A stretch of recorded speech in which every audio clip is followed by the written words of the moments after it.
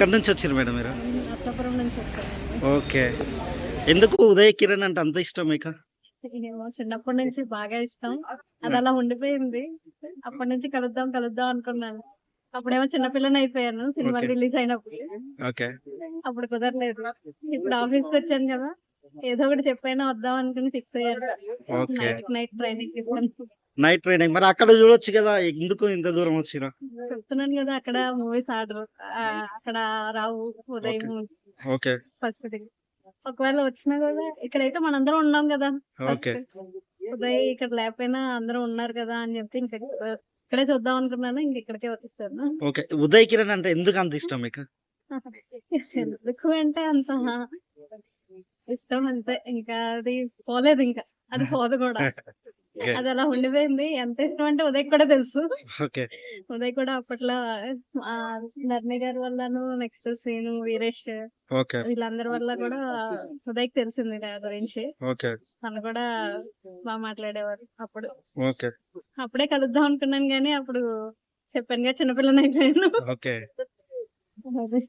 ఉదయ్ కిరణ్ లో సినిమాలలో మీకు నచ్చిన బెస్ట్ మూవీ అంటే ఏం చెప్తారు? ఉదయ్ మూవీస్ అన్ని ఇష్టమే.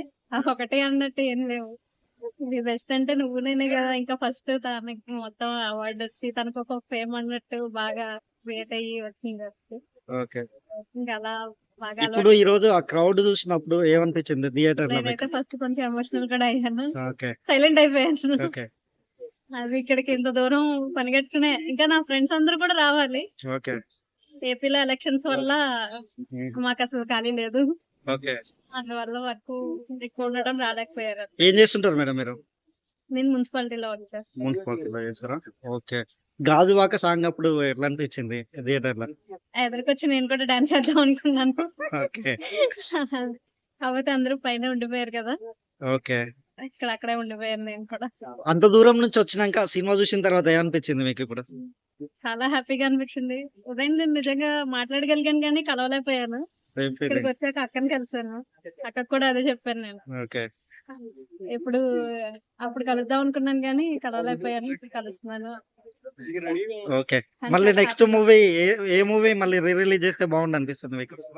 ఉదయ్ మనసంతా నువ్వే అనుకుంటున్నాను. మనసంతా నువ్వేనా? మనసంతా నువ్వే ఖచ్చితంగా. ఓకే. Thank you.